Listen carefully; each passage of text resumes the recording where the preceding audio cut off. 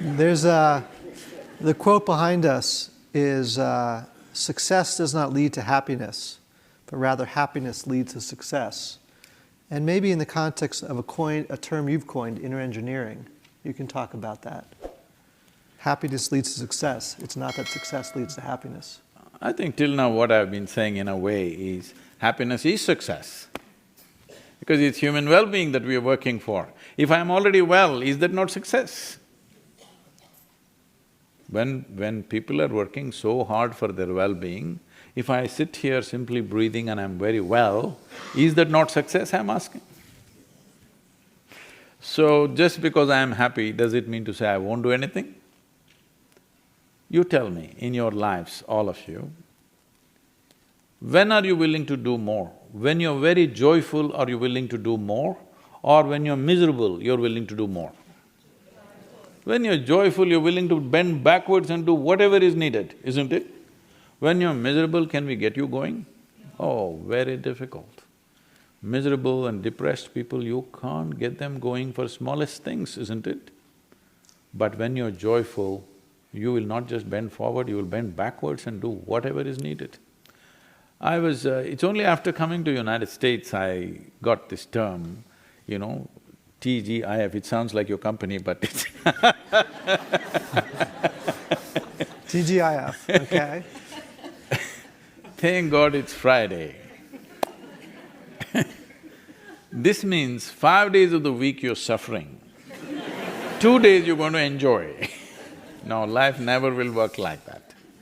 We've made sure in our organization, in Isha, even in our school, it's 7 days. Because if you're really joyful about what you're doing, where is the question of, thank God we have an opportunity to do something that we want to do, isn't it? Not like, thank God I got a break. Not just me, hundreds of people around me are today 20 hours a day, 7 days of the week, 365 days, on and on. And this is because we are first joyful and then we are doing our work. We are not doing our work in pursuit of our happiness.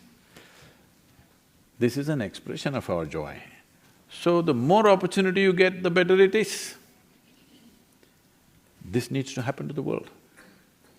If you were joyful, you would do only what is needed. But if you're trying to milk joy out of this world, you will do all kinds of desperate things, isn't it? Why is my well-being against your well-being? Because I think for me to be happy, I must do this, this and this. No, I am joyful by my own nature because human experience essentially comes from within. Is that so? Hello? Your joy or misery, both happens from within you, is that so?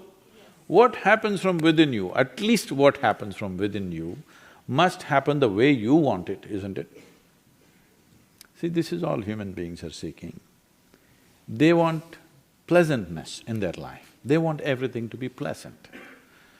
If your body becomes pleasant, we call this health. If it becomes very pleasant, we call it pleasure. If your mind becomes pleasant, we call this peace.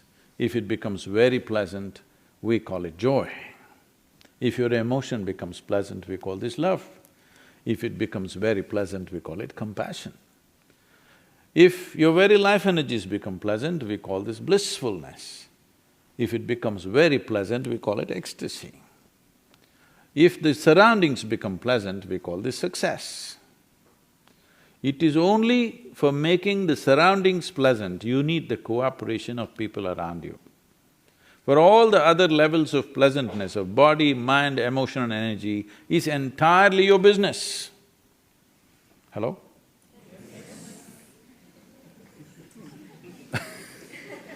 Some people say, no, I'm not interested in all this, I want to go to heaven. Why? Because the advertisements have always said heaven is a very pleasant place.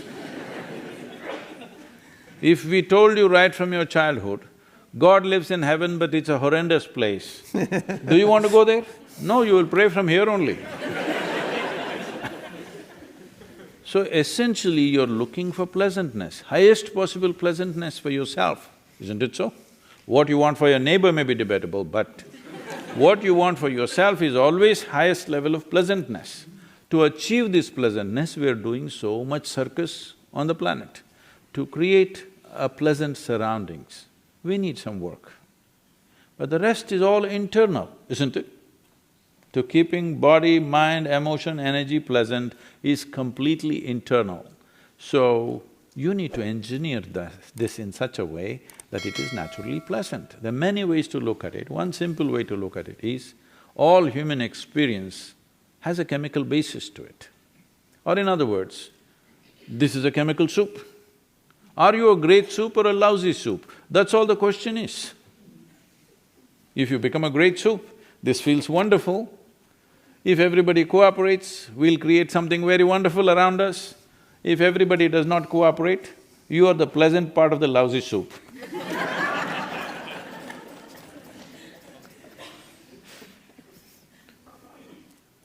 That much choice you always have, isn't it?